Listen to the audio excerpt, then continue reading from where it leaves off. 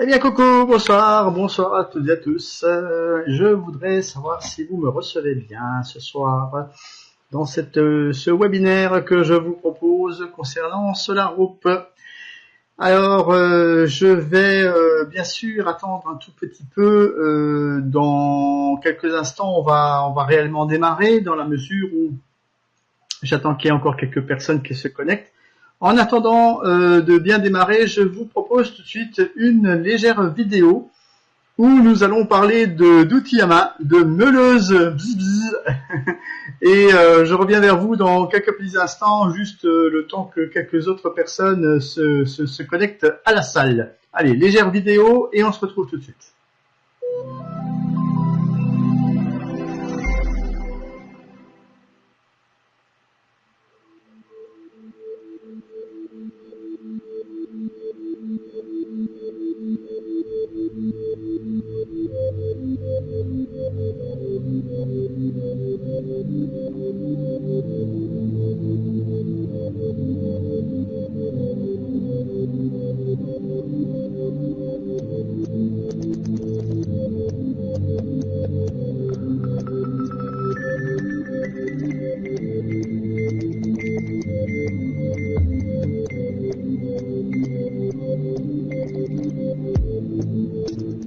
Добрый день, уважаемые коллеги, партнеры, инвесторы. С вами Александр Сударев. Сегодня мы находимся в гостях на территории Соввелмаш в лаборатории. В прошлом нашем видеоролике мы вам уже демонстрировали некоторые особенности работы углошлифовальной машинки, построенной на основе нашего двигателя собственной разработки с технологией «Славянка». В этом же видеоролике мы проведем сравнительные эксплуатационные тесты работы двух углошлифовальных машинок, нашей разработки и стандартной. И вы сможете сами наглядно увидеть и услышать разницу в их работе. Приятного просмотра!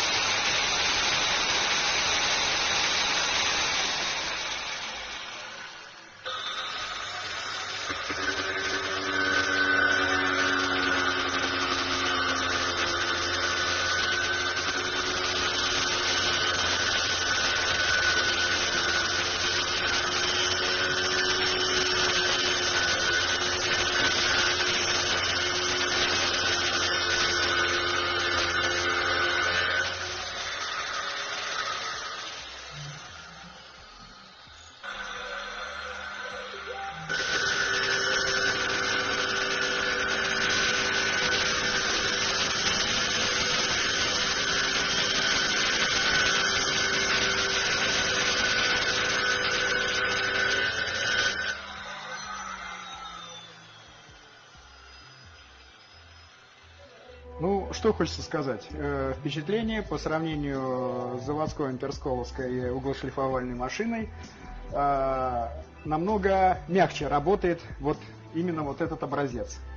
Намного мягче в плане и самого вращения, самого звука, и в том числе и во время резки. Вот металлической трубы, это, как мы видим, тут 30-ка примерно труба. Вот. Намного мягче, намного спокойнее она идет, вибрации меньше. Но, что хочу сказать, можно, да? Насчет веса, в принципе, они практически идентичны по весу, но, тем не менее, из-за ощущений вот того, что работа проходит в более спокойном режиме, резко проходит более быстро, несмотря на то, что диск вот здесь вот тонкий стоит у нас, и вибрации меньше, поэтому очень комфортное, в принципе, ощущение при резке. Ну, комфортные, если это можно так назвать, условно. Вот, то есть вот такой момент. Не знаю, вот мне лично вот как-то это все приглянулось, честно говоря. Та очень сильно вибрировала. Возможно, не знаю, что-то, может, у них, ну, Интерскол так, может быть, так делает. Тем более диаметр диска тут у нас, я смотрю, 230, да, но это уже приличный размер, поэтому... Причем резко происходило, как видно, на высоте практически метр, то и больше от пола. И неудобства при этом, можно сказать, практически не ощущались. Вот так. Пожалуйста.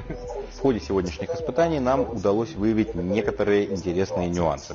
Первый говорит нам о том, что холостые обороты на стандартной углошлифовальной машине значительно выше, нежели чем на нашем варианте. Но при нагрузке разница в оборотах между нашим вариантом и стандартной углошлифовальной машинкой полностью нивелируется. Также нам удалось выявить, что в нашем варианте значительно меньше составных частей, что в свою очередь приводит к более быстрому резу, которое мы вам и демонстрировали ранее. Также можно ответить увеличение срока эксплуатации так называемого ресурса на нашем варианте, так как отсутствует коллектор и некоторые другие составные части, которые очень часто выходят из строя на стандартной углошлифовальной машине. И при всем при этом уровень шума, который издает углошлифовальная машина с технологией Славянка, значительно меньше, как и вес. А вот все эти факторы в совокупности очень сильно отразятся на ежедневной эксплуатации данного инструмента.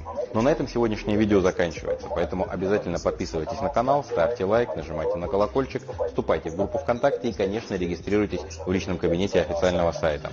Впереди нас ждет очень много интересных видеороликов, поэтому сделайте репост этого видео для того, чтобы максимальное количество людей узнало о проекте. Этим вы очень сильно помогаете в развитии. Спасибо за просмотр и до новых встреч.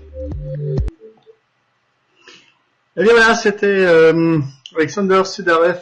Bien, je le salue au passage parce que j'ai eu l'occasion, vous le savez sans doute, de le rencontrer la semaine dernière.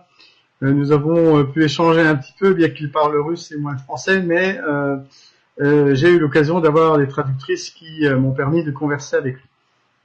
Donc en tout cas, c'est un bonsoir renouvelé que je vous adresse. Je voudrais saluer les gens de la France, de la Côte d'Ivoire. Je vois qu'il y a le Sénégal aussi. Tahiti est à nouveau présent. Merci. Je vois que le Sénégal est là en force ce soir avec Issa. Bien, super. Monaco, Côte d'Ivoire, la France. Bonsoir, bonsoir, bonsoir les Français. Bonsoir le Sénégal. Ah bah ça fait plaisir, ça change un petit peu. Bon, alors moi, je suis très heureux de pouvoir vous présenter à nouveau. Alors vous allez me dire, il y a des gens qui comprennent pas qu'est-ce que c'est que cette vidéo où on parle de meuleuse, on bricole, on a l'air de faire du bricolage, etc. Non, pas du tout. C'est absolument extrêmement sérieux parce qu'il faut comprendre que nous sommes dans un domaine qui touche un peu beaucoup de domaines, beaucoup de domaines qui sont très intéressants. Des domaines où on va pouvoir utiliser cette technologie parce que je vais vous expliquer un petit peu déjà de quoi il s'agit. Parce qu'il y a, c'est vrai, c'est le côté business qui vous intéresse très certainement, mais il faut aussi voir dans quoi on met les pieds. Parce que si le produit en lui-même n'est pas intéressant et n'a pas d'avenir, c'est pas non plus intéressant d'investir à un moment donné dans quelque chose qui pourrait faire un flop. Alors que là, bien, on va essayer de vous montrer un petit peu, je vais en tout cas essayer ce soir à nouveau de vous démontrer de quoi il en retourne et de quoi il s'agit dans le domaine donc des moteurs asynchrones. Alors, il faut commencer par le début en disant que, bien sûr, nous avons ici un ingénieur qui a mis au point une innovation technologique et il s'agit de Monsieur Dmitri Dugunov. Alors, le développeur de la technologie de bobinage Slavianka, parce que c'est comme ça que ça s'appelle, hein, donc c'est un bobinage slave inventé donc dans ce style-là. Il est l'inventeur d'un moteur à moyeu sans aimant permanent, parce que si vous connaissez un tout petit peu les moteurs, et si vous avez déjà ouvert, par exemple, je ne sais pas, moi, un petit moteur ou quelque chose un jour, électrique, bien sûr, je parle, eh bien, vous vous êtes peut-être rendu compte que parfois, à l'intérieur, il y a des aimants. Là, en opposition à ces aimants, eh ben, on va faire des bobinages, c'est-à-dire on va faire des selfs avec du fil de cuivre, et on va injecter du courant qui va en tout cas permettre de faire à ce moment-là l'équivalent de ce que fait un aimant, donc permanent, mais cette fois-ci en y injectant du courant. Voilà, grosso modo, j'essaie de schématiser parce que, vous savez, même moi personnellement, je ne suis pas spécialiste des moteurs, Je suis peut-être quelque part un peu technicien, il fut un temps, parce que j'ai une formation de technicien en électronique à la base, mais c'est pas non plus mon métier de tous les jours aujourd'hui, et je comprends un petit peu, mais c'est vrai qu'on a besoin de temps en temps de quelques éclaircissements sur le processus et de ce que l'on peut proposer aux gens qui nous entourent et pourquoi c'est intéressant. Alors, il faut savoir que les domaines d'application des moteurs asynchrones est varié et que en fait, on est toutes et tous entourés de ces fameux moteurs. Alors, on va essayer de voir un petit peu les différentes choses qu'ont réalisé Monsieur Duyunov et son équipe, notamment son fils Eugène, que j'ai rencontré également la semaine passée, et qui a eu la gentillesse de vouloir faire une petite photographie avec moi.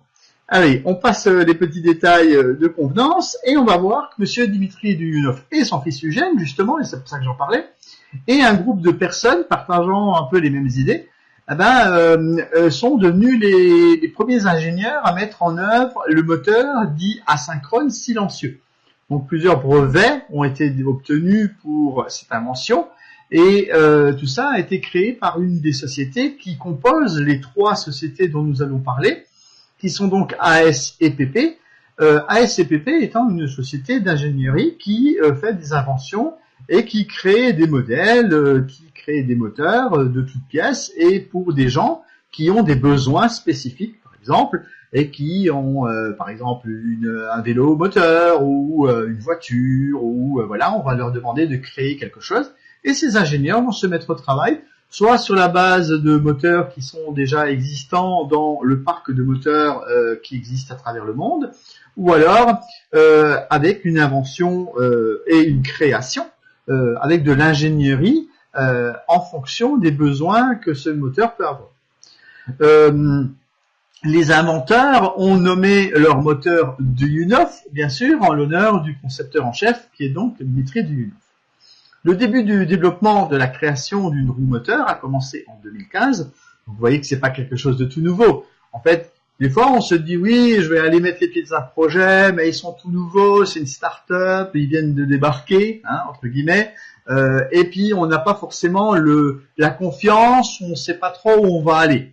Alors, je suis aussi là pour vous apporter des réponses à tout ce genre de questions et de savoir un petit peu vers quoi on se dirige avec ce genre de procédé et ce genre d'innovation.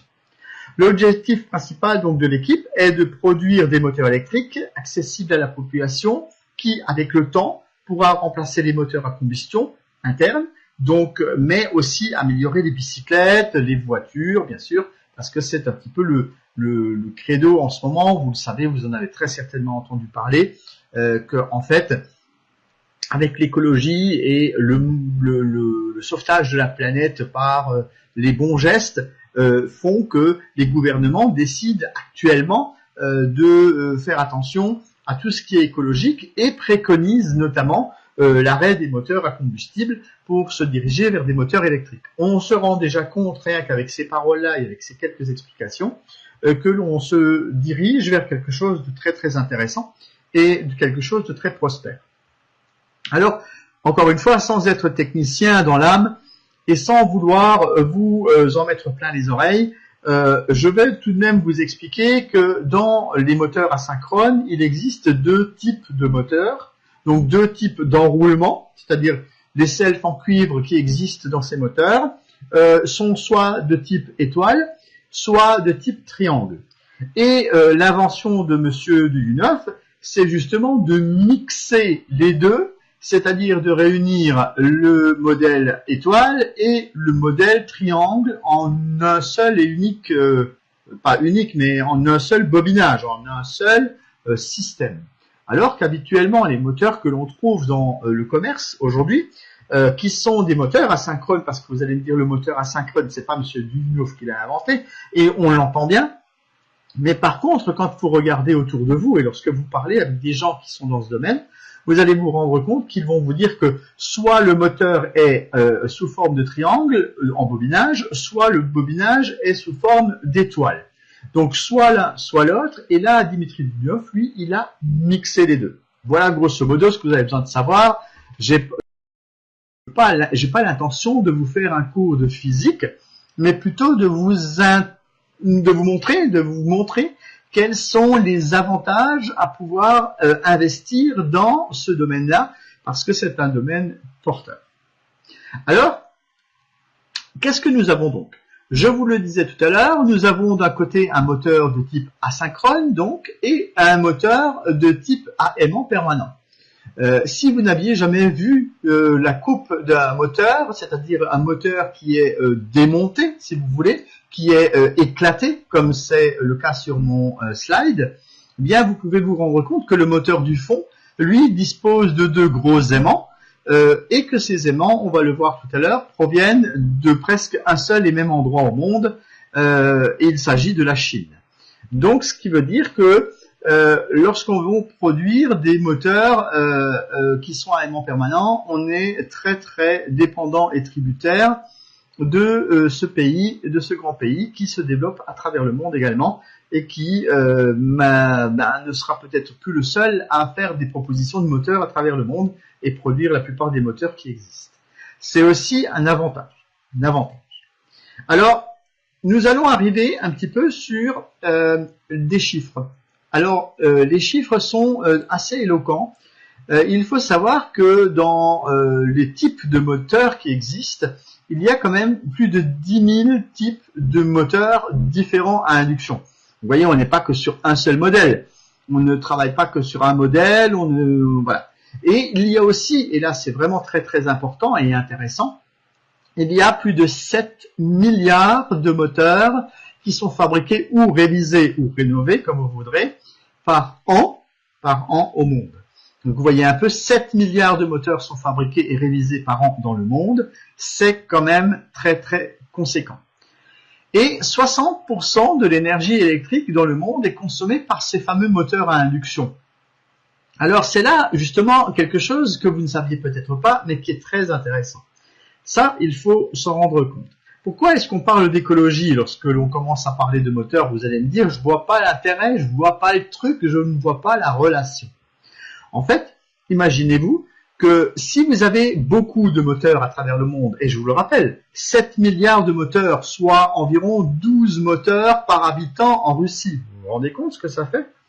Eh bien, 60% de l'énergie qui est fabriquée en monde, c'est-à-dire les centrales nucléaires, les centrales à charbon, tous les éoliennes, toute l'énergie qui est fabriquée dans le monde, toute l'énergie électrique, je parle bien, est en fait consommée par des moteurs.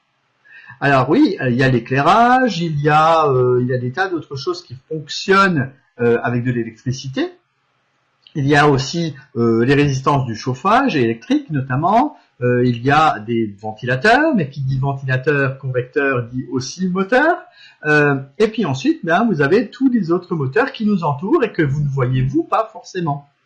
Et c'est là que ça devient intéressant parce que si on observe un tout petit peu ce qui se passe autour de nous, eh bien on va se rendre compte que des moteurs, il y en a partout. Il y en a partout. Alors on va voir où ils sont tous ces moteurs. Eh bien, déjà, on peut envisager, et on a vu à un moment donné, une évolution des vélos qui sont électriques à travers le monde, y compris par exemple en France, où il y a eu beaucoup de vélos qui se sont produits au fil du temps. Vous avez peut-être des pays qui sont beaucoup plus enclins à avoir des vélos, notamment la Chine, ou notamment il y a certains pays scandinaves, ou les Pays-Bas, qui utilisent beaucoup de vélos. Et ces gens-là, bien forcément, un jour ou un autre, ils vont en avoir un peu assez de pédaler, et ils vont peut-être venir à des modèles plus confortables et électriques. Ces roues à moyeu, comme on les appelle, ce sont des roues qui sont là, et j'ai eu l'occasion de voir cette roue de près. Vous la voyez même là de très très près.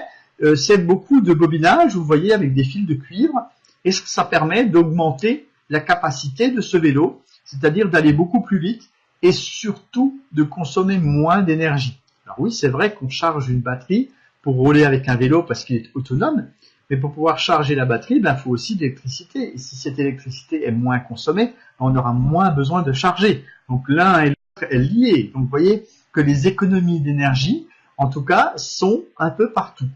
Elles sont un peu partout parce que même pour construire ces moteurs, on a besoin de moins de matières premières parce qu'ils sont automatiquement plus petits. Ils ont plus de puissance, mais parce que s'ils ont plus de puissance, si vous donnez la même force à un moteur, eh bien on peut le construire de façon plus petite.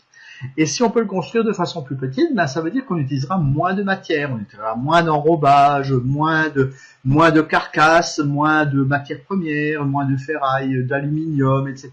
Tout ce qui compose le moteur sera donc économisé si on fait des modèles plus petits. Voilà grosso modo vers quoi on se dirige. Alors vous allez me dire, mais qu'est-ce qu'on a encore d'autre qui pourrait faire que ce soit intéressant? Eh bien, nous avons des trains, par exemple, qui roulent à l'électricité. Nous avons également des voiturettes. Et Dieu sait que dans un pays comme la Chine ou des pays qui sont en voie de grand développement, on trouve beaucoup de voiturettes maintenant parce qu'il y a aussi des gens qui n'ont pas forcément de grands moyens pour acheter des grosses voitures. Nous, en Europe, on a peut-être la chance d'avoir des voitures à combustion parce qu'on a un peu plus de moyens. Mais les gens qui sont dans des pays un peu plus pauvres et qui aimeraient pouvoir se déplacer avec un toit sur la tête, se dirigent tout doucement vers ce qu'on appelle des voiturettes. Ce que moi j'appelle des voiturettes. On appelle aussi ça des fois, pour les gens qui sont un peu péjoratifs, les pots de yaourt. Mais enfin bon, ça c'est autre chose. Alors là, vous voyez que vous avez donc ces voiturettes qui fonctionnent avec des moteurs électriques et notamment en Chine, il y avait déjà des accords qui ont été faits avec des fabricants pour pouvoir utiliser ces moteurs dans ce type de véhicule. Les roues à moyeu et bien sûr un autobus, vélo électrique, train électrique et transport public. Voilà un petit peu les différents domaines où on peut rencontrer ces fameux moteurs. Alors, on va passer un petit peu en revue les partenariats internationaux parce que on pourrait dire que oui, Solar Group c'est bien gentil, mais est-ce que pour arriver dans un vif du sujet, comme on dit des fois, est-ce qu'on peut considérer qu'aujourd'hui Solar Group a déjà du partenariat international? Est-ce qu'on peut avoir des perspectives d'avenir sur cette société? Parce que c'est un peu ça qui nous intéresse tout de même. Parce que nous qui voulons investir dans quelque chose, est-ce qu'il y a du débouché en fait, en quelque sorte? Est-ce qu'il y a déjà des choses qui sont en place? Alors à ce jour, il faut savoir que la société a signé des conventions de développement avec plus de 10 entreprises dans divers pays dans le monde. Alors vous allez me dire, mais comment ça se fait que cette société qui veut fabriquer des moteurs, subitement on nous dit qu'ils ont des partenariats? Oui, parce que si vous voulez, il y a des brevets qui ont été déposés, et dans le cadre de ces brevets qui ont été déposés, on fait aussi ce que l'on appelle du transfert de technologie. Donc on va, pour éviter de fabriquer des moteurs à un endroit du monde et de les transporter, parce que c'est quand même assez lourd, hein, il faut le dire, à un moment donné, si on fait des moteurs avec de la ferraille, ça a forcément du poids. Et si on veut le transporter à l'autre bout du monde, eh bien, cela coûte de l'argent et donc va réaugmenter le prix du moteur. Et en plus, va faire une consommation de carbone due au transport et qui n'est pas forcément souhaitable dans un mode et une envie très écologique d'avancer dans ce domaine. Donc, on va faire un transfert de technologie vers des gens qui sont intéressés par fabriquer, qui ont peut-être déjà des unités de fabrication.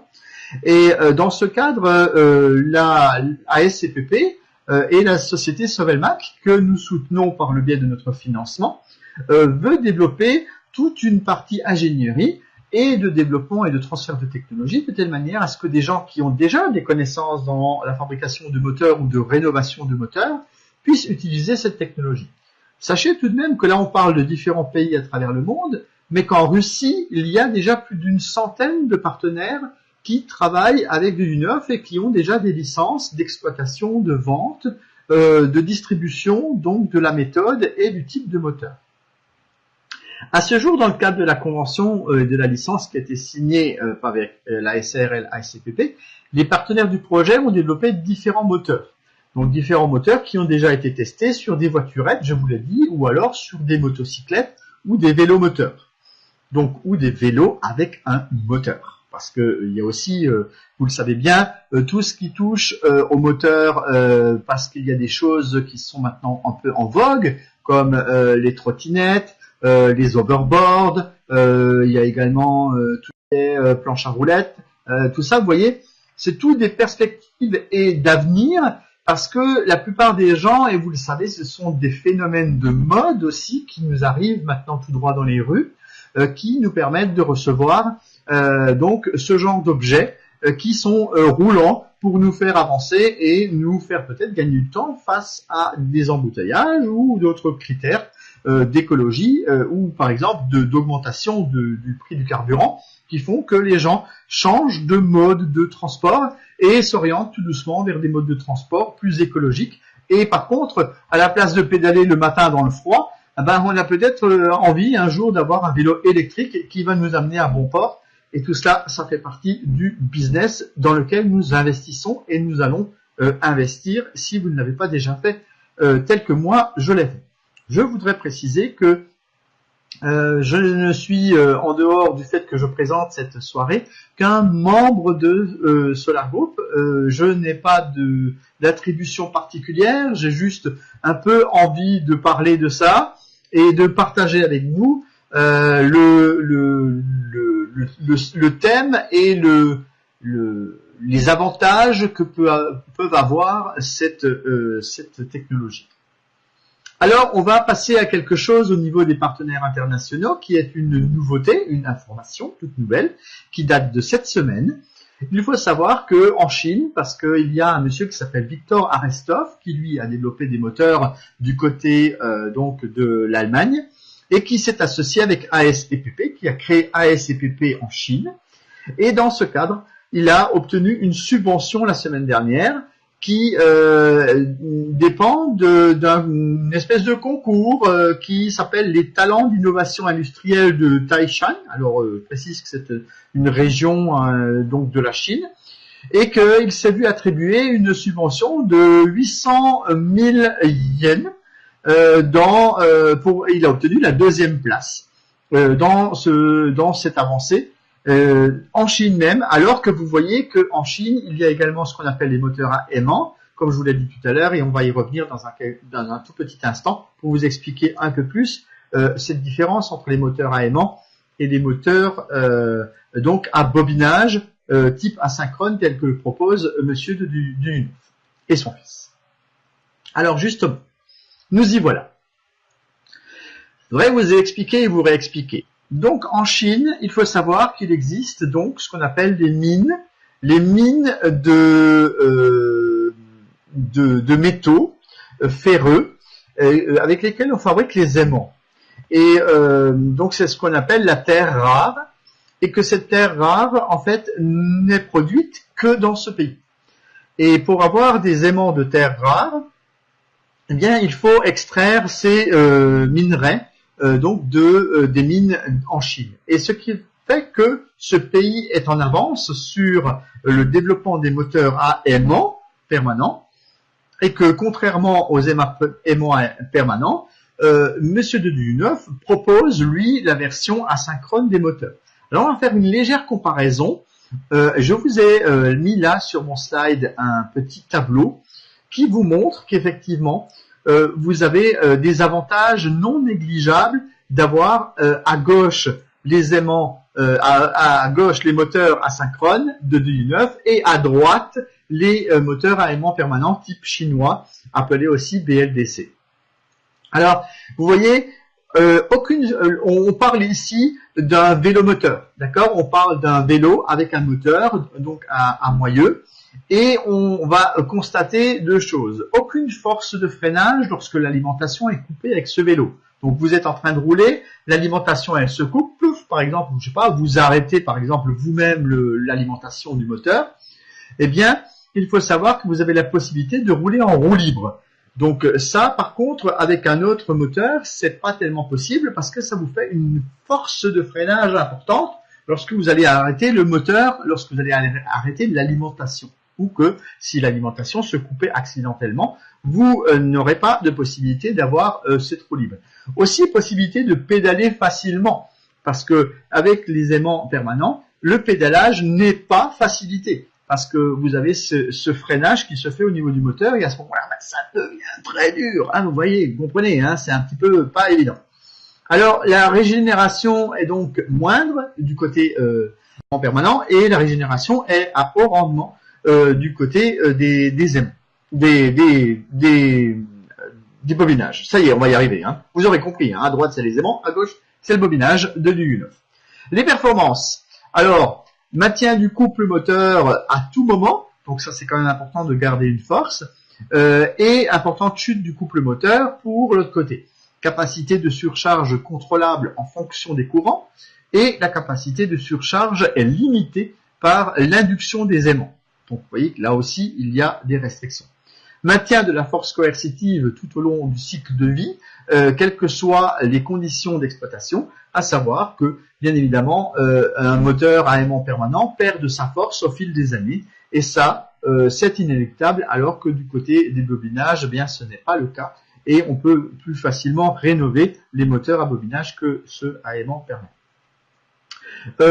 Nous avons aussi la preuve totale de l'effet physique, donc et une sensibilité aux effets physiques. Donc les aimants sont des matériaux fragiles, en tout cas qui peuvent se fissurer, se casser ou avoir de ce qu'on appelle de la poussière, de la limaille d'aimant si vous préférez.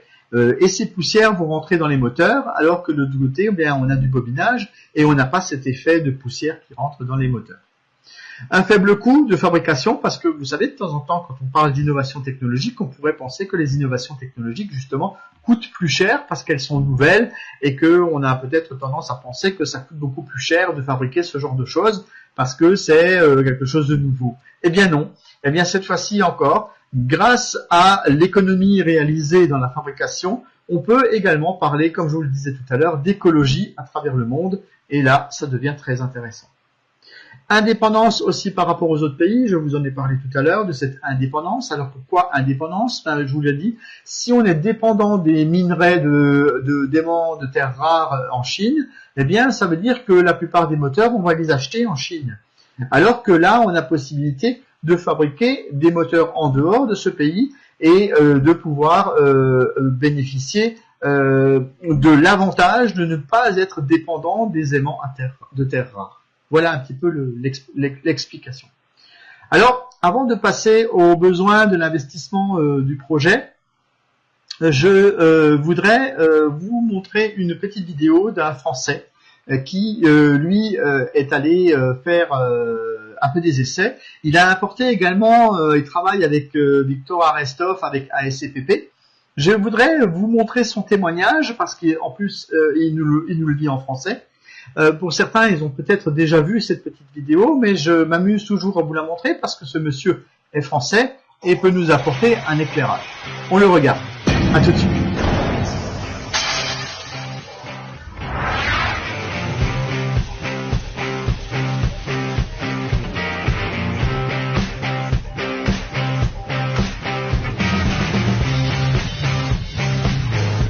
Depuis longtemps, depuis la fin du XXe siècle, tout le monde se bat pour essayer de trouver des solutions pour économiser de l'énergie. Tout ça pourquoi? Pour préserver nos ressources naturelles.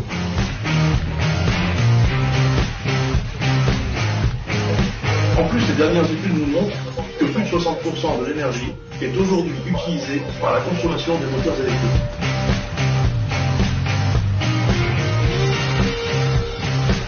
C'est dans ce cadre-là que Helmut Moritz et moi-même avons créé un partenariat avec Victor Arestov, ingénieur électromécanicien qui consacre sa vie à la recherche et au développement de nouvelles technologies. Il a d'ailleurs créé à ce jour le moteur ASPP que nous sommes en mesure de vous présenter. C'est une véritable révolution. Aujourd'hui, il existe des moteurs à orange. Ce sont les moteurs iodés. Ces moteurs-là consomment beaucoup moins d'énergie que les moteurs d'ancienne génération. Par contre, la technologie développée par Victor Arestov permet, elle, d'augmenter cette puissance jusqu'à 30%. Autant en termes de coût, de poids, de puissance. Imaginez les gains en termes de consommation, c'est énorme. L'automobile tout d'abord. De plus en plus de constructeurs développent des véhicules 100% électriques aujourd'hui. Nous avons donc besoin de monter un moteur à ASPP sur un prototype avec 4 roues motrices. Nous allons vous présenter les comparatifs techniques que nous avons réalisés.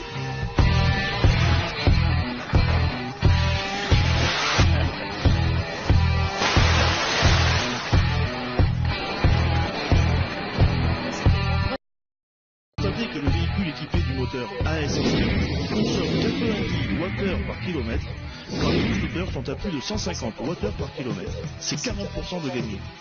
Et le coup de génie dans cette technologie est d'avoir su produire un moteur économique et plus performant que la concurrence.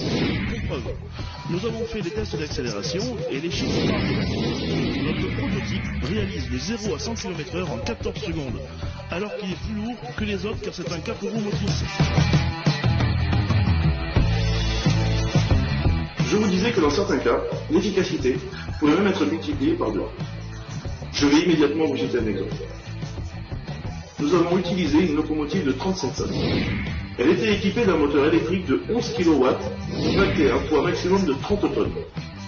Nous avons remplacé le moteur d'origine par notre modèle ASPP, de puissance équivalente, et nous avons pu tracter 65 tonnes. Nous parlons donc bien du double avec une température de fonctionnement moins élevée. D'où une plus grande longévité du moteur. Quand on parle de moyens de locomotion écologique, on ne peut s'empêcher de penser au vélo, et notamment au vélo électrique. Quelques chiffres par exemple. En 2007, 6700 unités vendues. En 2013, 55 000 vélos électriques vendus, et ce, rien qu'en France. C'est un marché qui explose. Pour cette application, Victor Arvestov a directement intégré le moteur ASPP dans la roue du site, permettant une réduction significative du poids et de la résistance magnétique pour un coût de fabrication bien moindre. Toujours dans une dynamique d'économie, mais pensons à l'industrie. Pourquoi? On compte aujourd'hui rien qu'en France plus de 10 millions de moteurs électriques. Rappelez-vous, ils représentent 65% de la consommation énergétique industrielle.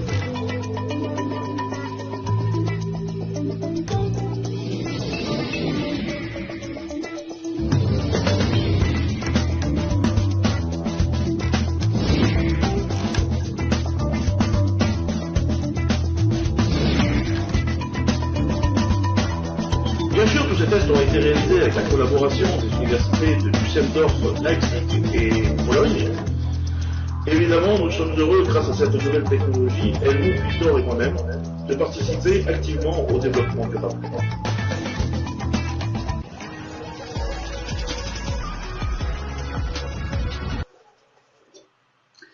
Oui, vous voyez que dans ce cadre, c'est quand même important de le redire que les perspectives d'avenir d'un tel projet sont là et qu'il ne s'agit pas juste de quelques moteurs ça et là. Il s'agit quand même de quelque chose qui est important. Alors avant, je vous ai parlé un peu des ouvertures, des possibilités, de là où pouvaient être appliqués ces différents moteurs. Et sachez qu'également tout ce qui vous entoure en fait est composé de ces moteurs, que ce soit machine à laver, aspirateur, convecteur, chauffage. Il y a vraiment une quantité impressionnante de choses qui sont prévues donc dans ce domaine, et c'est donc un marché porteur. Pourquoi nous avons besoin d'un marché porteur? Parce que si vous voulez investir dans quelque chose, il faut que ce soit rentable. Donc si la rentabilité est au rendez-vous, et si la société commence déjà par le biais des transferts de technologie et de vente de licences à gagner de l'argent, ça veut aussi dire que cette société aura plus de viabilité. Et si elle a plus de viabilité, pour vous, en tant qu'investisseur, il y aura plus de garantie, d'une garantie d'aboutissement du projet, qui en fait n'est pas seulement le fait de fabriquer des moteurs, mais aussi le fait de céder des licences et d'avoir une unité d'ingénierie qui va permettre d'étudier des moteurs pour des grands industriels, pour des véhicules qu'on ne connaît peut-être pas encore de nos jours, et pour des véhicules qui aujourd'hui ne fonctionnent pour l'instant qu'avec des moteurs de type à explosion, donc à carburant, et qui seront remplacés à l'avenir par des moteurs électriques. Bien sûr, les puissances de ces moteurs doivent augmenter considérablement et doivent être particulièrement étudiées. Je pense notamment pour dans quelques années, par exemple, à des avions. Mais ce n'est pas impossible. Vous savez très bien qu'on réfléchit déjà aujourd'hui à fabriquer donc des avions électriques. Alors oui, ça peut paraître de l'utopie. Peut-être qu'on se dit oh bah non, hein, surtout pas. Mais c'est un peu comme les smartphones ou les ordinateurs. bien qu'à une époque, on s'est dit ah ben non, ça on n'aura jamais. Et puis un jour, ben ça vous arrive dans beaucoup moins de temps encore que prévu. Vous avez bien vu les évolutions technologiques et les gens qui ont créé des choses dans le temps. Eh bien, ils sont partis des années même du siècle précédent. Et petit à petit, l'automobile, eh bien aujourd'hui, on a quasiment presque tous les 8 jours, on a un nouveau modèle qui sort, plus performant et encore plus confortable que le précédent. Eh bien, c'est comme ça, l'avancée technologique, elle est toujours de plus en plus rapide. Et ça, on a aussi besoin à ce que ça avance relativement vite. Donc, on va venir à présent sur un autre aspect de ce projet qui très certainement vous intéresse plus que le côté technique parfois, parce que c'est là que se tient le cœur du sujet qui vous intéresse et qui nous intéresse, vous et moi, pour pouvoir évoluer dans le business. Alors les besoins en investissement du projet sont assez conséquents et il faut savoir que ça va y aller crescendo. Et tout ça a été défini sur un certain nombre d'étapes et il ne faut pas non plus être très très pressé. Parce que un projet se développe au fil des années et non pas comme ça en claquant juste dans les doigts. Les gens qui font des choses un peu trop vite des fois, eh bien en fait ça a peut-être tendance aussi à un moment donné peut-être de se casser la figure. Donc ne soyez pas trop pressés, ayez beaucoup plus de patience dans un projet comme celui-là. Et regardez l'évolution chaque jour, parce que personnellement, je poste des choses sur Facebook et sur les réseaux sociaux et les différents groupes tels que Telegram pour vous montrer qu'une telle évolution est quotidienne. Tous les jours, il y a des travaux qui sont effectués et on arrivera petit à petit à une fabrication à petite échelle de moteurs et une production à grande échelle de moteurs, mais aussi et surtout, je vous l'ai dit, à l'ouverture d'un bureau d'ingénierie dont on va parler dans quelques petits instants. Alors, comment la compagnie va-t-elle faire des profits? Je vous l'ai dit, avec la multiplication et les extensions de la production, donc ils vont pouvoir faire de la production eux-mêmes, c'est vrai, mais c'est pas le but premier, ni le but unique, surtout pas le but unique, c'est surtout ça qu'il faut dire, parce que très souvent, lorsque l'on explique un petit peu le projet de U9, il y a des gens qui disent ah ben oui, mais elle est où l'usine pour fabriquer les moteurs? Parce que nous on réfléchit, on pense surtout à investir dans une usine qui va fabriquer. C'est pas seulement ça. Il y a la technique de vente et les outillages pour la fabrication des produits. Donc les produits, c'est quoi? C'est ce qui va être inventé. C'est-à-dire que vous pouvez prendre en considération, par exemple, un fauteuil roulant avec une roue moteur. Eh bien, ce fauteuil roulant, qui c'est qui vous dit que justement, Sovelmac, qui est donc la société dans laquelle nous investissons, ne va pas elle-même développer un jour un produit comme ça qu'elle va mettre sur le marché. Il y a également la vente du produit final. Donc, on revient encore une fois au même.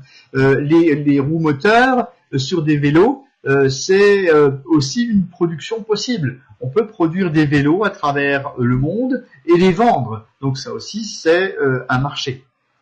Et puis, je vous l'ai dit, il y a la vente de la licence permettant de maîtriser et de fabriquer des produits de production et des transferts de technologie. Et c'est comme ça que Sovelmac et ASCPP gagnent déjà de l'argent. Alors vous allez me dire, qui sont tous ces gens-là? Alors je vais vous les résumer.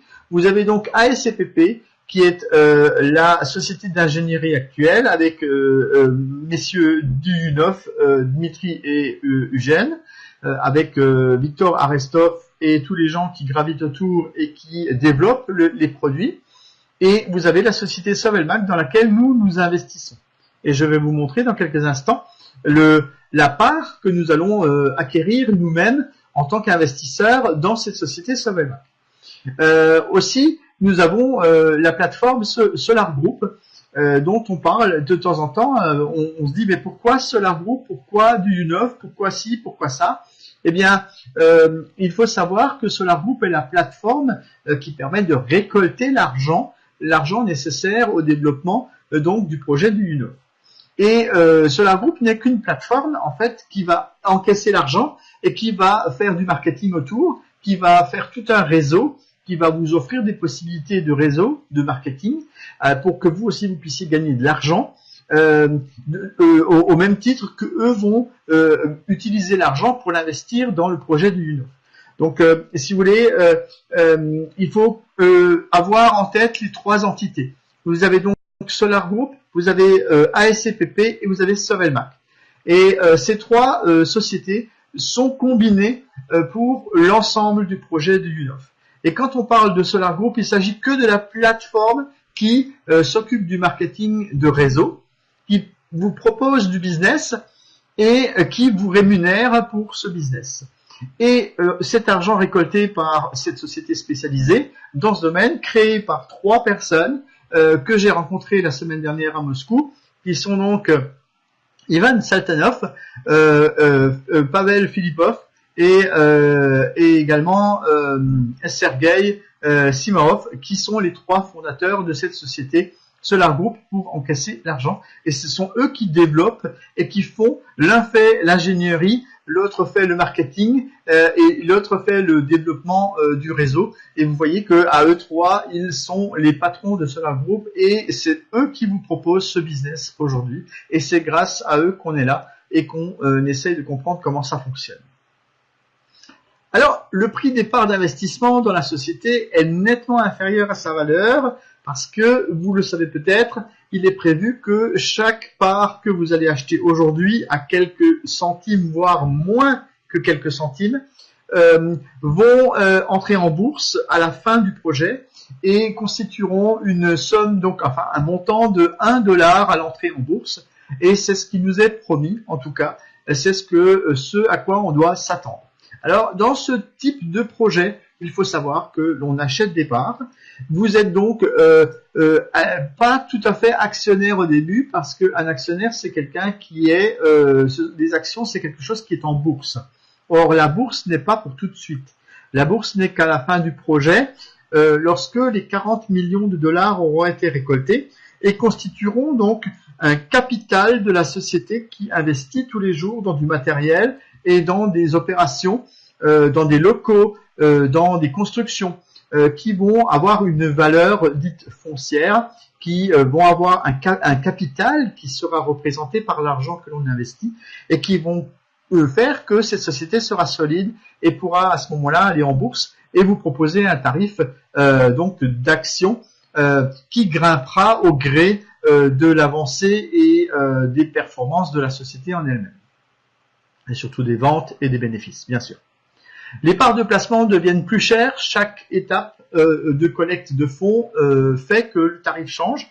Et vous avez peut-être entendu parler de ce changement d'étape qui a eu lieu hier, mais qui est fait par la gentillesse de ce type de procédé fait que dans un domaine peut-être un peu marketing, nous a amené à avoir une prolongation de l'étape 7 de 4 jours qui vont encore permettre à beaucoup de personnes de pouvoir acquérir des parts de la société. Le plan de réalisation, le voici. Donc 3 ans, on a un programme sur 3 ans. Donc je vous le disais tout à l'heure, ne soyez pas pressés, ne soyez pas impatients. Voyez le business en lui-même qui peut se développer grâce à ce qu'on appelle l'affiliation. Et c'est là que vous pouvez gagner de l'argent. Ne vous attendez pas à ce que ça rentre en bourse demain. C'est un processus qui est un petit peu plus long et qui demande beaucoup d'efforts et de travail. Nous avons 20 étapes. Sachez que nous sommes actuellement à l'étape 7 et que nous allons passer dans 4 jours à l'étape 9. Ah oui, mais pourquoi à l'étape 9 ?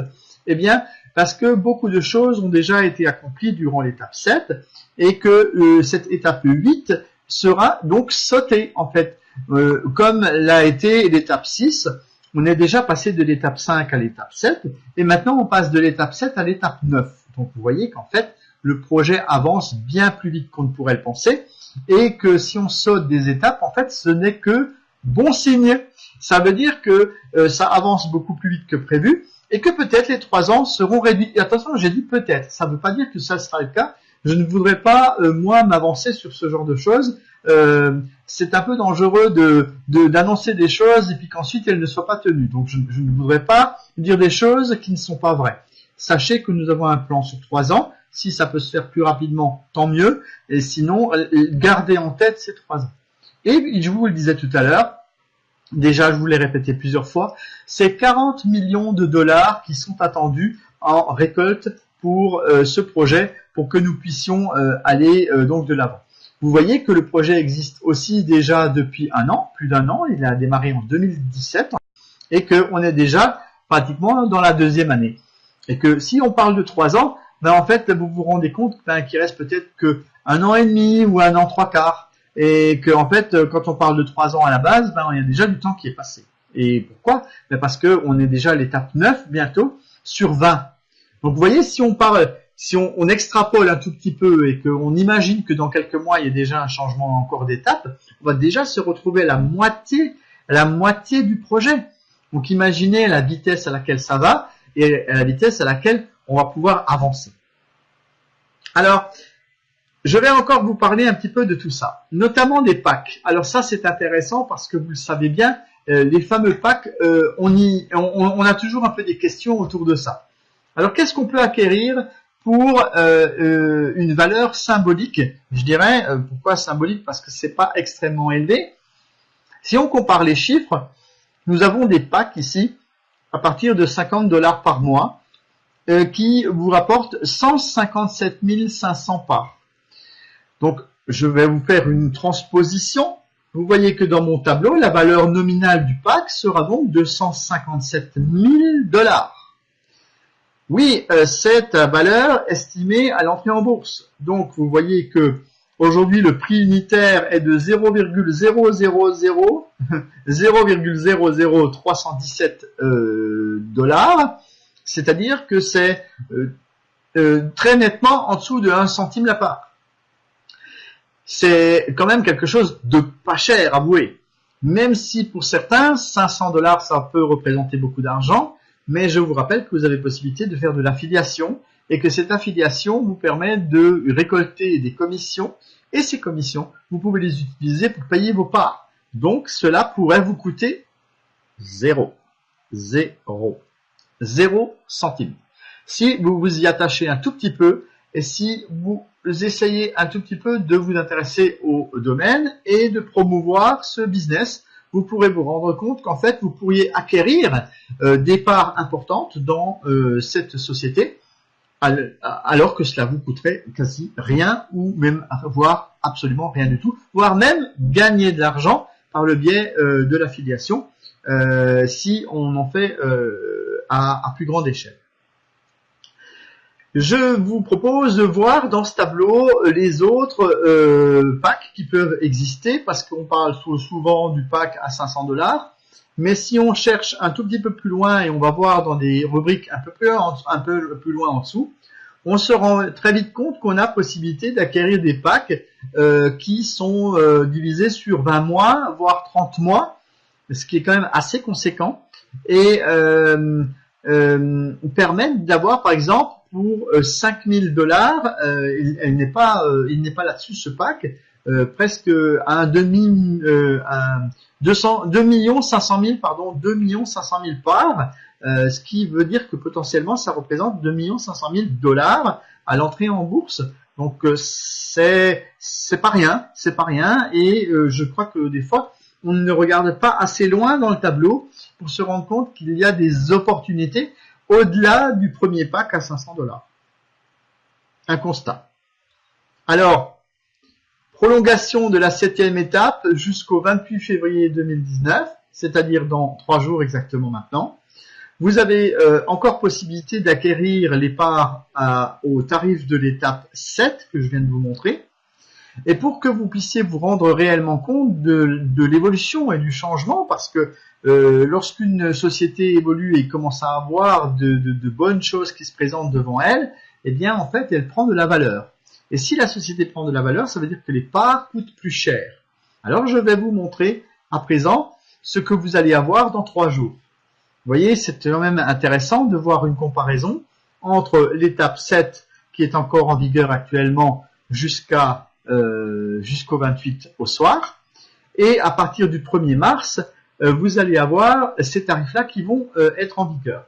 Alors rien que la première ligne, parce que très souvent, je vous le rappelle, et on en a parlé à l'instant, on a tendance à regarder la première ligne. Eh bien la première ligne, on va l'observer cette fois-ci. Vous avez pour 500 $, c'est-à-dire 50 $ par mois, vous avez 135 000 parts. Vous allez me dire, c'est encore bien conséquent, c'est encore bien important pour ce que ça représente. C'est encore très, très, très, très intéressant. Parce que si vous regardez le prix de la part à l'unité, on est encore très en dessous du centime.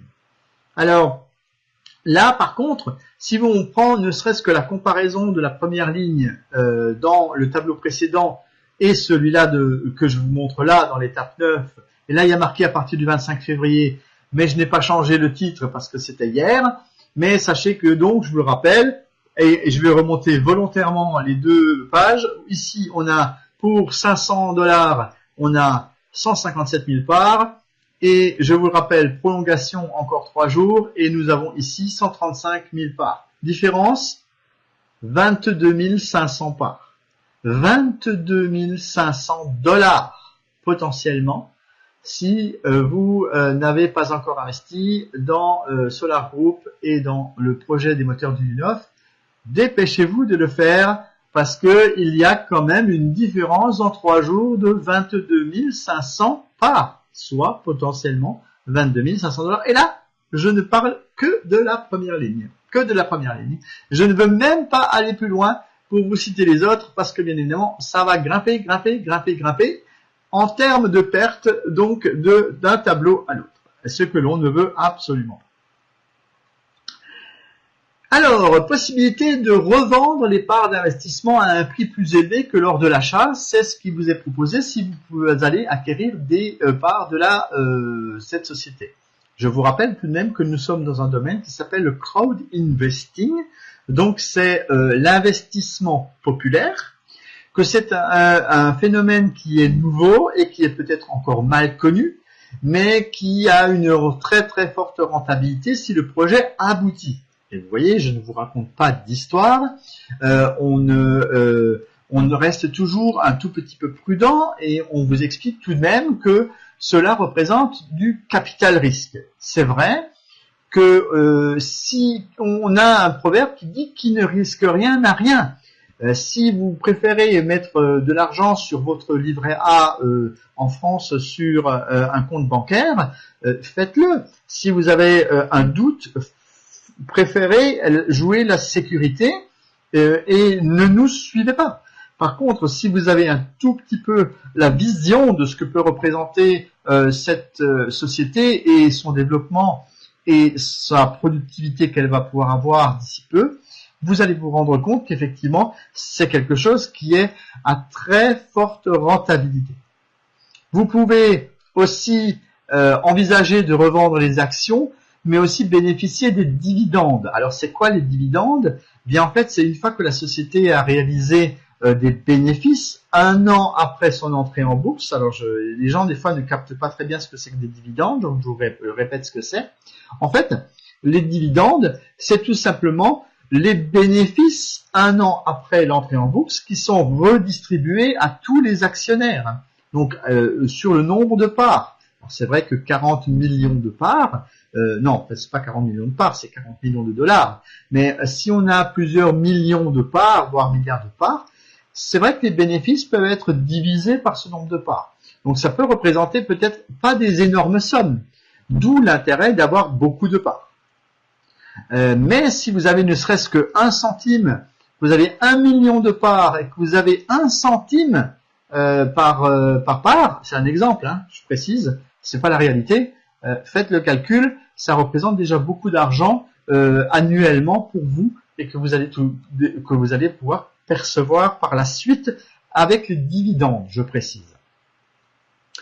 Alors soutenir la technologie et donner une possibilité à cette entreprise russe d'accéder au marché mondial, mais aussi, je vous l'ai dit, de participer au côté écologique de la chose, et c'est là peut-être aussi un enjeu un peu différent. Je vous ai parlé des différentes étapes. Les différentes étapes sont de 1 à 20 et nous tendons vers l'étape 20, sachant que nous allons passer dans 3 jours à l'étape 9 et que si vous regardez le tableau, eh bien je vous le disais, on est bientôt à la moitié du projet, ce qui est très intéressant dans les perspectives d'avenir.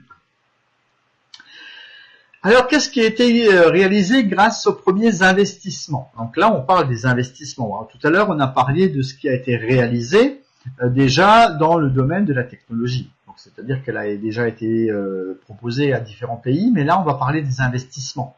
qu'est-ce qu'on a fait avec l'argent que les gens ont déjà investi, l'argent que vous et moi avons déjà mis dans la société. Alors, il faut savoir que personnellement, je suis allé la semaine dernière à Moscou et j'ai voulu aller voir un petit peu dans quoi on avait mis les pieds. Après tout, je suis quelque part un petit peu votre représentant, si on veut. Et je voulais aller voir sur place, rencontrer les gens et savoir un petit peu aussi où passe notre argent et si les gens sont bien là en chair et en os. Bon, ils le sont, hein, rassurez-vous, je les ai rencontrés. Et on va en parler dans quelques instants de mon petit voyage. Mais avant de vous parler de mon petit voyage d'agrément, et ça c'est dans quelques instants, eh bien nous allons voir où est passé l'argent. Donc beaucoup de ce qui avait été prévu est actuellement réalisé, à savoir que des installations utiles et nécessaires ont été acquises. Il y a eu le laboratoire de test et le secteur d'essai, où sont également installés des bancs d'essai. Alors, à la dernière nouvelle, dernières informations, le banc d'essai va être démultiplié. En fait, il ne fait actuellement que 10 kW et il voudrait le monter à beaucoup plus pour qu'il puisse tester des moteurs beaucoup plus gros. Sachant que, bien évidemment, vous le savez, l'industrie représente un marché intéressant et dans l'industrie, beaucoup de moteurs sont utilisés pour fabriquer des choses, avoir des tapis roulants, des choses qui tournent partout dans les usines. Et là, on a besoin de beaucoup de moteurs et surtout de moteurs de gros calibre. Donc, le laboratoire d'essai qui est en cours de certification est également un des investissements qui a été réalisé grâce à votre argent que vous avez déjà mis si vous êtes déjà partenaire du projet. Chaque jour, des tests sont réalisés sur ce banc d'essai. Les équipements, la fonderie, le laser sont présents. Ah, donc, il a été acheté un gros laser. Vous le voyez en haut à gauche sur mon slide dans la photo. Et ce laser, en fait, permet de découper les lamelles recevant les enroulements de type Slavyanka, donc c'est-à-dire les bobinages, sont enroulés sur des plaques qui sont découpées au laser dans cette machine. Et également, un numéro spécial a été attribué dans le cadre de la fabrication. Ce numéro spécial est gravé également sur chaque moteur, de telle manière à ce qu'il soit identifié comme provenant de chez du neuf, parce que la société ASCPP et Sovelmac ont obtenu un label, si vous voulez, numéroté, qui leur permettent de dire que effectivement ils sont reconnus, connus et reconnus à travers le monde scientifique des moteurs électriques à induction. Je vous passe un petit peu les images des différents de choses qui ont été acquises et nous allons parler d'un autre projet qui tient beaucoup à cœur et qui en plus va nous donner une garantie sur le mécanisme d'investissement. Ce mécanisme d'investissement juridique, je vous le montre ici. Je vous ai tout à l'heure parlé des différentes sociétés qui englobent notre projet. Il s'agit de la société Sovelmac qui va être à 50% détenue par les investisseurs que nous sommes, c'est-à-dire que 100% du collectif des investisseurs, c'est-à-dire nous, allons constituer 50% de la société. Donc on a quand même un poids dans la société de telle manière à pouvoir participer à cette société. 25% seront détenus par ASCPP et 25% par les fondateurs pour pouvoir garder une mainmise sur l'exploitation qui en est prévue. Mais vous voyez que nous, investisseurs, nous allons représenter 50% du capital de la société Sovelmac. Et pour pouvoir bénéficier davantage en Russie, pour pouvoir être reconnu, il existe des zones économiques spéciales. Eh bien, il faut savoir que la semaine dernière, et là c'est le scoop qui est tombé le jour où j'étais à Moscou, c'est-à-dire le 16 février, on nous a annoncé que la veille, le 15, à Sochi, il y a un grand événement, c'est le forum de l'investissement à Sochi, où le projet de U9 a reçu un stand, si vous voulez, qui coûte plusieurs millions. Ça coûte au moins 1 million hein, d'exposer dans ce forum. Et Sovelmac a été gentiment invité dans ce forum. Il n'y a que les plus grosses entreprises qui ont la possibilité de s'implanter dans ce genre de forum. Et vous avez à ce moment-là des accords qui sont signés avec des très très grosses entreprises à travers le monde et à travers la Russie.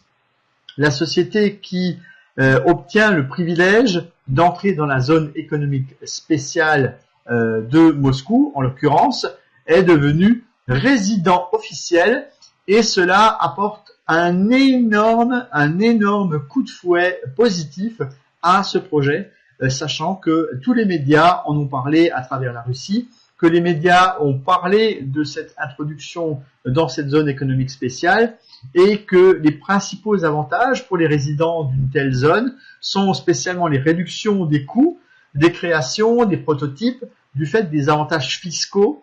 Ils ont, par exemple, à la place de 20%, ils ont que 2% à payer de taxes. Les franchises douanières, la gratuité du terrain.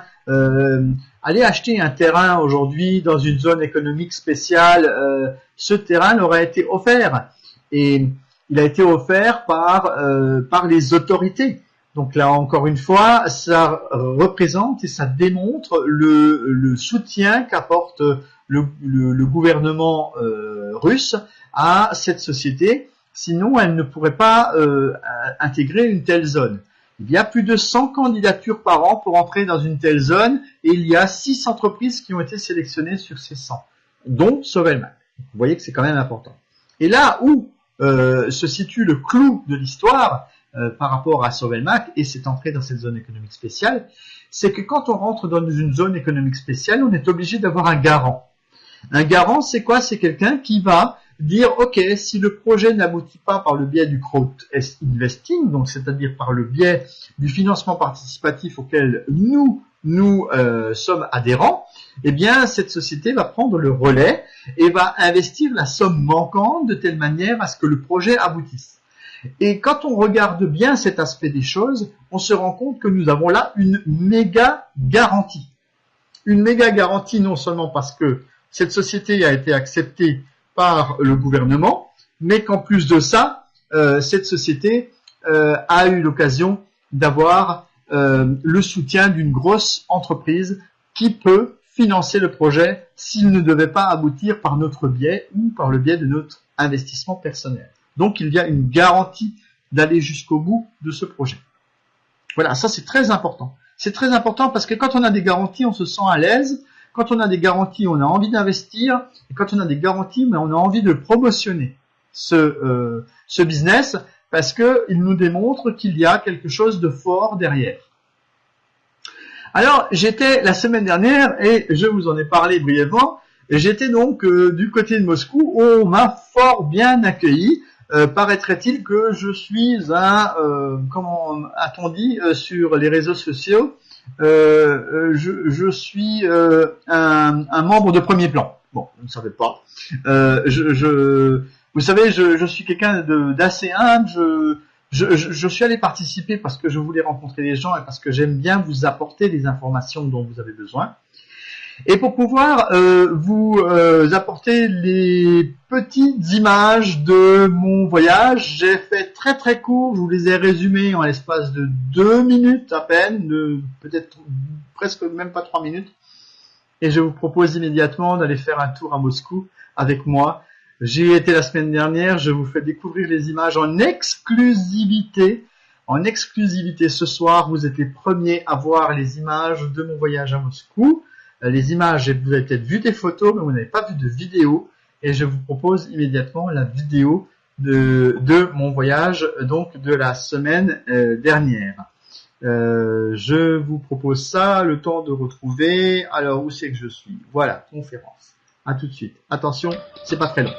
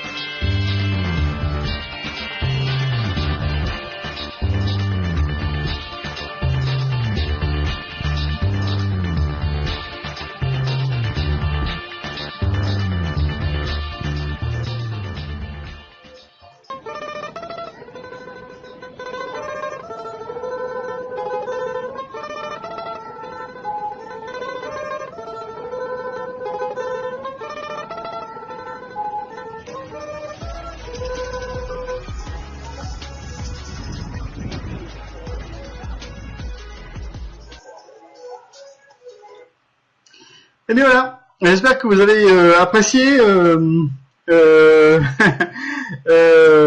Est-ce qu'on peut télécharger la vidéo? Je vais la diffuser, soyez rassurés.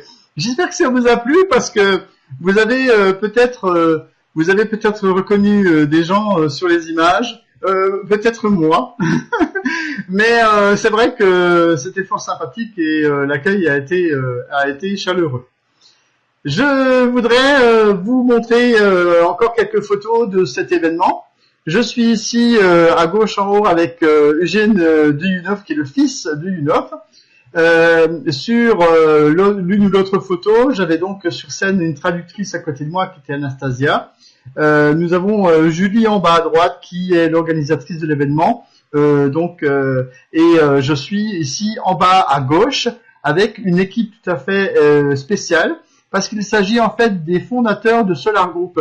Donc vous avez les 3 fondateurs dont je vous ai parlé tout à l'heure et sur l'extrême gauche vous avez la personne qui s'occupe de me procurer cette salle pour les webinaires de Solar Group que je vous diffuse donc dorénavant. Voilà pour les quelques indications que je pouvais vous donner par rapport à ce voyage fort intéressant. Est-ce que vous avez des questions? Allez, c'est parti. Je suis prêt à regarder et lire vos questions. Est-ce qu'il y a peut-être des choses que j'ai ratées à un moment donné? Non, je ne vois rien. Eh bien, je suis tout ouïe pour les questions. Si vous voulez les poser dans le chat, n'hésitez pas. Mais en attendant, si vous n'avez pas spécialement de questions,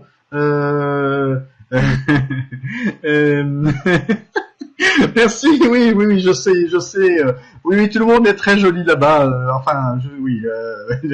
Oui, elles sont très jolies. Oui.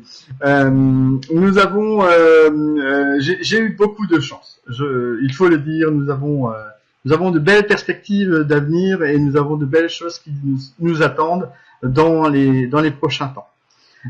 Ici, je voudrais, si vous le voulez bien, vous parler de la petite opération qui a lieu en ce moment. Il s'agit d'offrir à un ami 100 parts d'investissement au projet de Duyunov. Si vous n'êtes pas encore inscrit sur le projet, voyez avec la personne qui vous a invité ce soir. Si c'est moi-même qui vous ai invité ce soir dans ce webinaire, soit par le biais des réseaux sociaux, soit par le biais d'un email ou si on se connaît sur Facebook et que vous n'êtes encore pas adhérent, je vous propose de voir sur le site solargroup-france.com pour que je puisse vous offrir 100 parts de cadeaux. Si vous êtes envoyé par une autre personne qui fait partie, sachez qu'elle a également elle-même possibilité de vous offrir 100 parts de cadeaux. Il n'y a pas que moi. Elle peut le faire depuis son back-office. Donc référez-vous surtout à la personne qui vous a invité. Voilà, ça c'est important. Parce que vous êtes peut-être là sur invitation d'une personne qui a eu la gentillesse de vous amener jusqu'ici. Et voilà. L'entrée en bourse est prévue quand? Elle sera prévue après l'étape 20. On n'a pas encore de date précise, c'est encore beaucoup trop tôt. D'abord, je vous en ai pas parlé spécialement parce que c'est vrai que l'heure tourne aussi et que j'ai beaucoup parlé déjà au début. On a tellement de choses à dire. L'entrée dans la zone économique spéciale va aboutir à la construction d'un bureau d'études qui va être programmé et planifié au printemps, là, et la construction va démarrer à l'été 2019. Donc là, on a donc une construction d'un immeuble, de hall, de fabrication, d'ingénierie, etc. Donc tout ça, ça va se fabriquer. Sachez que Sobelmac a loué récemment des nouveaux locaux parce qu'ils font sans cesse des extensions, parce qu'ils ont besoin de plus de place pour pouvoir s'occuper un petit peu de tout ça. Et dans ce cadre, ils font des extensions et ils vont donc pouvoir également aller un petit peu plus loin.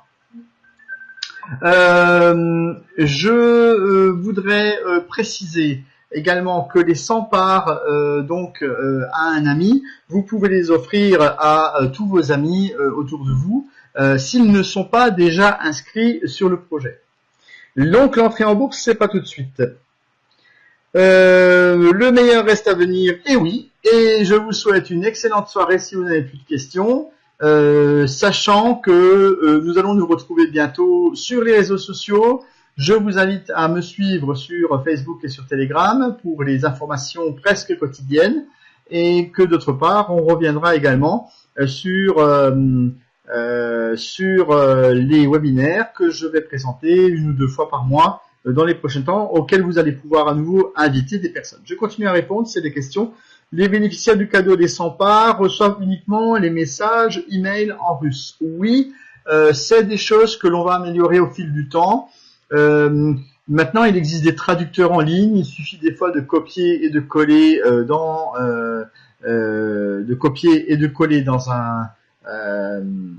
un traducteur pour pouvoir vous rendre compte de ce qui est écrit. Les cadeaux de 100 parts, il y a une condition pour les garder. Lorsque vous les envoyez, cette condition des 100 parts, c'est tout simplement une possibilité, je vous l'ai dit, de faire bénéficier aux gens des 100 parts pour que vous puissiez les faire valider. Il faut que derrière, les gens fassent la vérification de leur compte. C'est très important que la vérification du compte soit faite pour pouvoir bénéficier des 100 parts.